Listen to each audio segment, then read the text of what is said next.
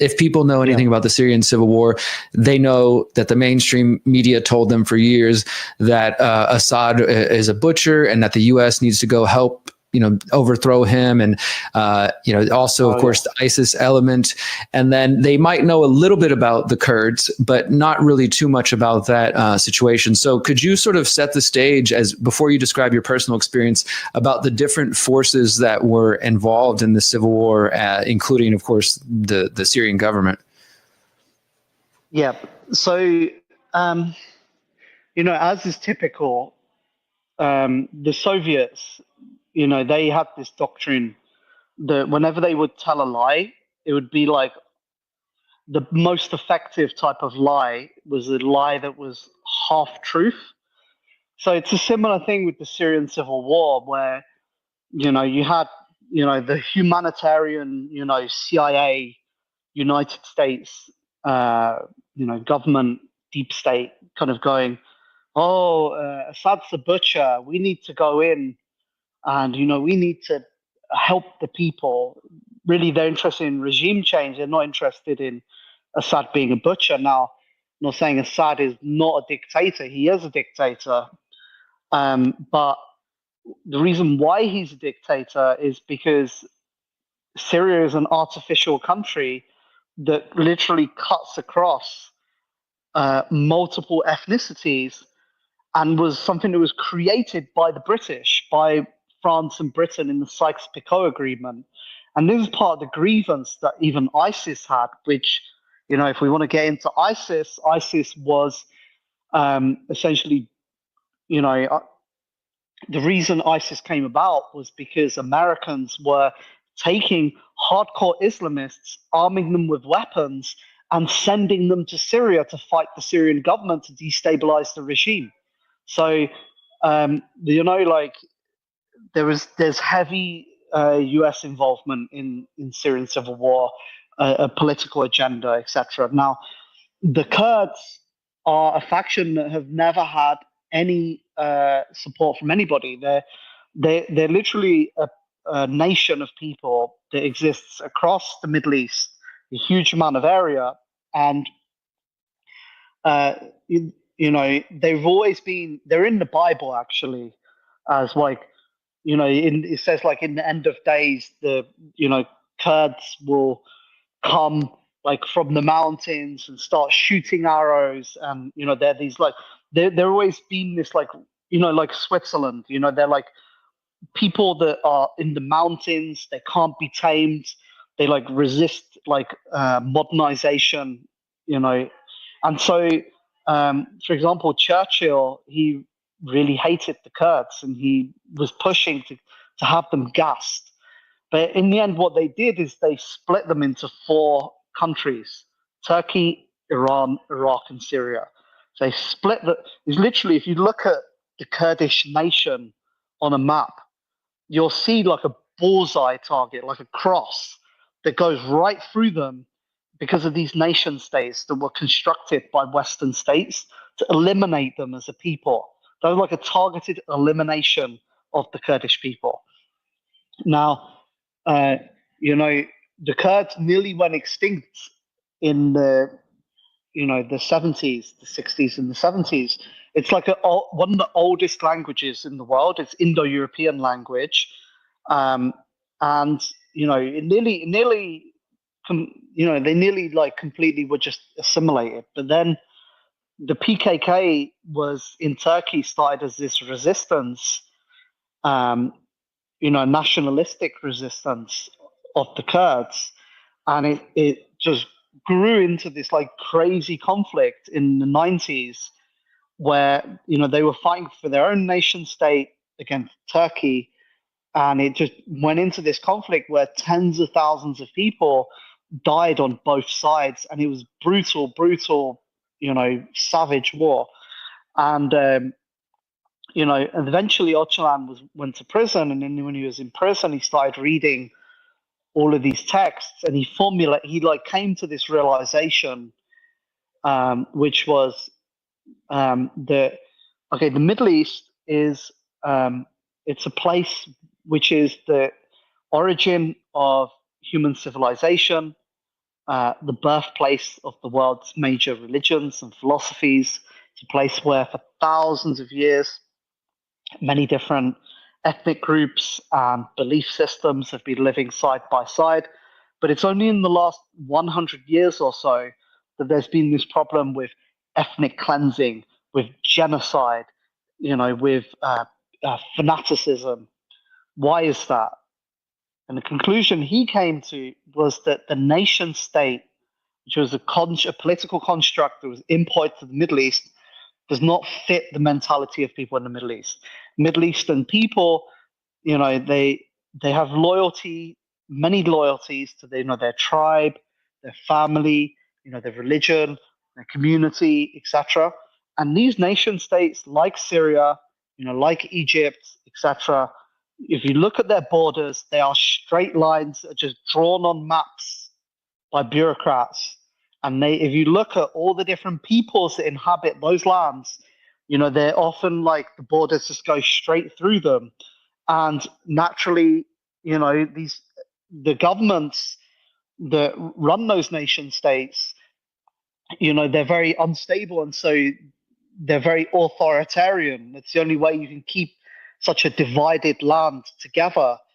And they have to be like extremely authoritarian, dictators. And so that's kind of what has led to these conflicts. People don't realize that in Europe, the nation state, as a political construct, had literally centuries of eliminating local identity, of local sovereignty.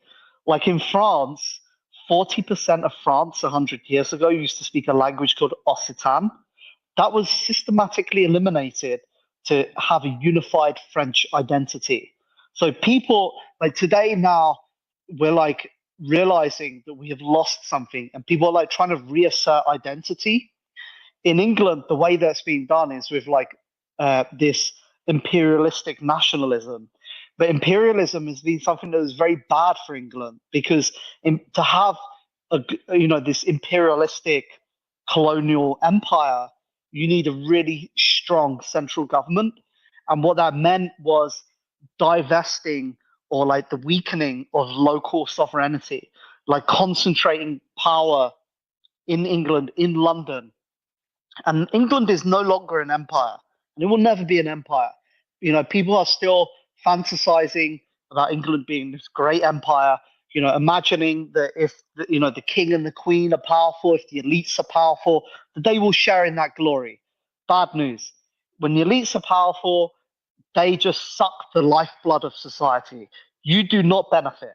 So that kind of nationalistic worship of the state is not something that benefits the people. So we have to differentiate that from patriotism, which is a love of your land, a love of your culture, your history, etc., healthy local identity.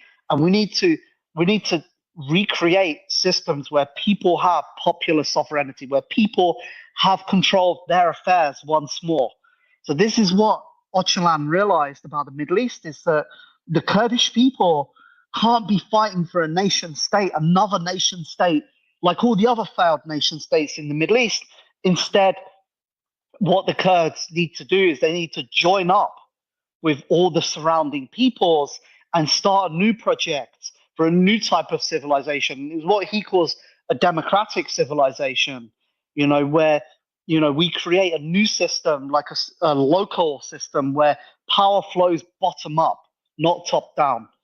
And so this was the big realization in the PKK. And I went to the Middle East, I went to Syria, and I learned about this. I learned about the struggle of the PKK, which is not just a political struggle or an ideological struggle or a philosophical struggle. It's a spiritual struggle. It's a struggle to restore back the spirituality to society, because nature, spirituality, philosophy, they are integral parts of human life and human dignity and society, and they are the root that grows into morality and politics. And society does not exist without morality and politics. The state and liberalism is like incessantly trying to attack and break down the morality of society, to break down people being political, to make people nihilist. Because when people have that power, that's when the state becomes weak. The only way that the state can control people is by creating people that are slaves, that have no belief, that are not able to be self-directed and independent. The state does not like a society that is strong. It wants to control society so it can suck the lifeblood out of it, so it can extract wealth. Because the nation state does not create wealth. And the way that it does that is, instead of people being conscious and having an identity and being rooted in their community, it makes people worship the nation state. Whether that is, like blind, nationalism, worshiping the king and the queen, not being, a patriot anymore, or, like worshiping globalism and liberalism. So, I went to Syria, and, I went there with an anarchist kind of mindset, and I learned something. I learned a very powerful truth, which is that making a revolution is a hard work. It's not like a party. It's not like a music festival. People are like, oh yeah, Burning Man. That's fake. That's not real. Political revolution. The way that we change things is we work together. We put our minds together. We think about things. We work hard. We build something. It's constructive, and we change things. And we, as you said, exit from the system. When the Syrian government collapsed, it wasn't that, people randomly took up guns and said, like, oh yeah, let's make a revolution. Woo. No, it was like, there was a force of 20,000 militant revolutionaries who had been in the mountains in Turkey, studying philosophy, fighting the Turkish army for decades. Some of the most smartest people I ever met, the most charismatic people. First time I actually, experienced what auras are, like seeing people that just exude an energy that you're like, wow, these people are really special, like really powerful energy. Like people that are extremely calm and peaceful, yet at the same time, when you look in their eyes, you'll see that that person has fire. They're fierce, and they're very smart. They're very spiritually aware. They quote like Nietzsche, and they're quoting philosophers and talking about history. And I was like, wow, I really have to, I really have a lot of work to do. I really have to, and that was why I got into philosophy, and I started studying and reading and educating. The Syrian government imploded. They came into those communities and they said, look, ISIS is coming to attack you. ISIS is going to come here. They're going to rape your family. They're going to take control. It's going to be savage. Here's a gun. And not just here's a gun, but here's how you use it. Here's how you form a unit. Here's how you make a defensive line. This is how you do military tactics, etc. War is not just about shooting guns and running around like crazy. It's about being part of a team, about having a strategy, about being able to mobilize, about being able to defend your land. And they were able to equip people with the knowledge, and organize people to be able to defend themselves and to hold their own land against ISIS. And that was the first time that ISIS was defeated in Syria. And not only is war about being on the front line and shooting guns, war is also about having a functioning society. They say war is 90% logistics. Well, you can't have logistics unless you have a society. And there's all the stuff in society like education, law, economy, etc. All of those different branches. Like, what's your society gonna look like in terms of those areas? And this is the problem with anarchists. Anarchists never had a clear conception of the society they're trying to build. It's all really vague. So that was when I saw that, okay, they experienced a new government a new system of governance being created from scratch. The energy there, people mobilizing, building something.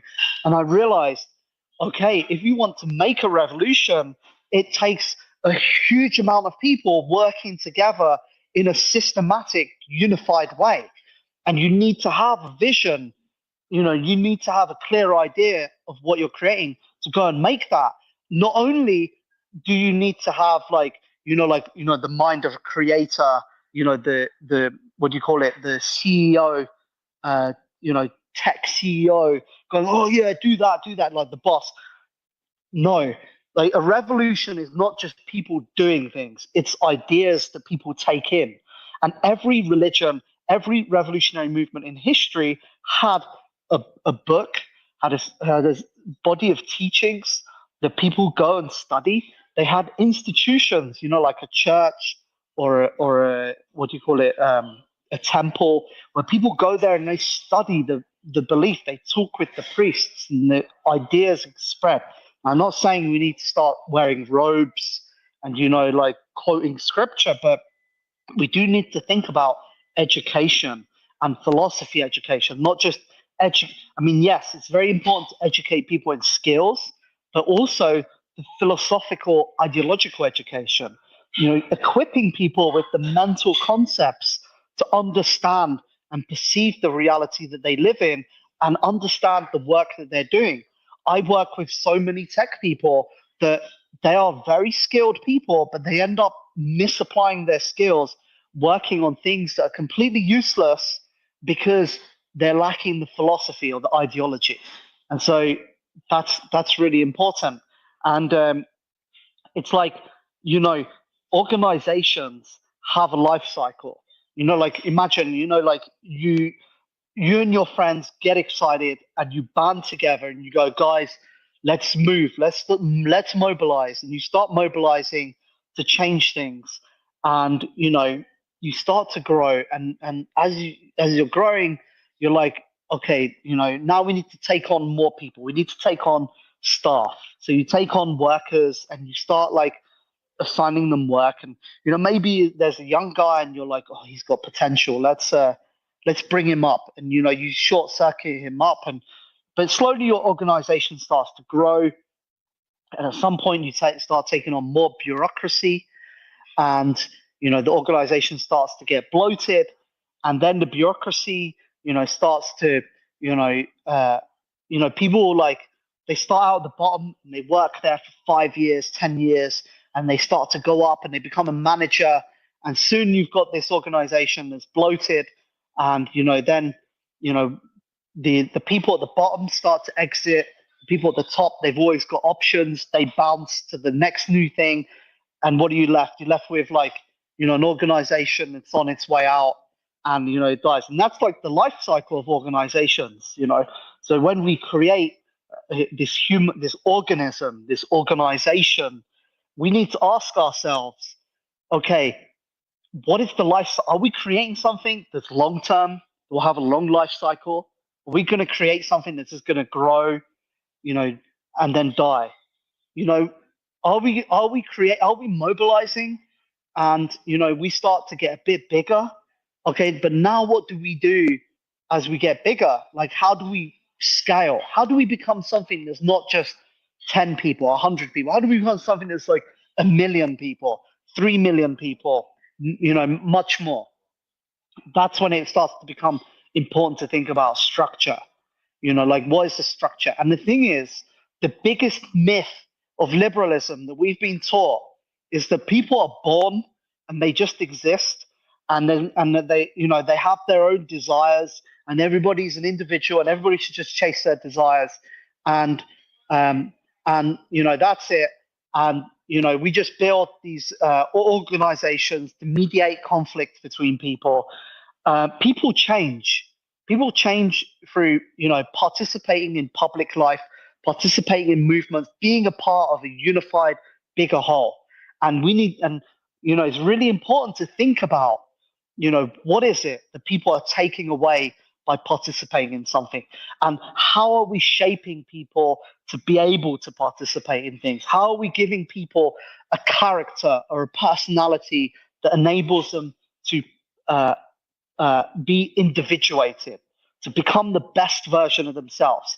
And that's it. If we want to fight globalism and we want to create the new parallel system, the new parallel society, we're going to have to become tough, and we're going to have to become fighters. We're going to have to lift people up, and we're going to have to create, become the best versions of ourselves. And that's something that is really missing from a lot of conversations. And it was the first, I mentioned earlier, being part of the Catalan CIC, which was like the first time that I actually saw this other way of thinking, having come from the anarchist activist movements, where the anarchists are like, I'm an individual, don't tell me what to do, that's authoritarian, to being part of the CIC, which were in Catalonia, Catalan activists who, they were ex-anarchists, they were part of all the anarchist stuff in the 80s and also the 90s, and they said, we're sick of all the time, mobilizing, for a new protest movement, seeing that come up and seeing that fall apart and the same cycle repeated over and over again. We want to build something that's big. We want to do something different. And they said, okay, we're going to build an economic network. And in this economic network, our aim is that everybody can join and they can exist outside of the state. You can fulfill your healthcare, your travel, your food, all your basic needs as a human, your housing, through this cooperative network of tens of thousands of people. And it was extremely successful. And I saw at that point the power of groups of people coming together and putting their minds together and trying to formulate a vision of the future and trying to think, how can we build this thing? So this is like the message, if I'm leaving this podcast, I'd like to leave with, is that, okay, the level one is where we start, where we go, this system is corrupt. I don't want any part of it. I want to break free of it. Well done. You've reached a stage one. You're like a great person for doing that. The next stage though is going, we want to win. How can we win? Let's formulate, let's build things together. Let's build organizations and let's recruit people into them and let's train and let's construct stuff, So. Since 2012, the Conscious Resistance Network has been an independent media organization focused on empowering individuals through education, philosophy, health, and community organizing. We work to create a world where corporate and state power do not rule over the lives of free human beings. Our motto is leading by example and helping others in their pursuit of freedom. Visit theconsciousresistance.com to find our articles, documentaries, interviews, podcasts, books, and more. Remember, you are powerful, you are beautiful, and you are free.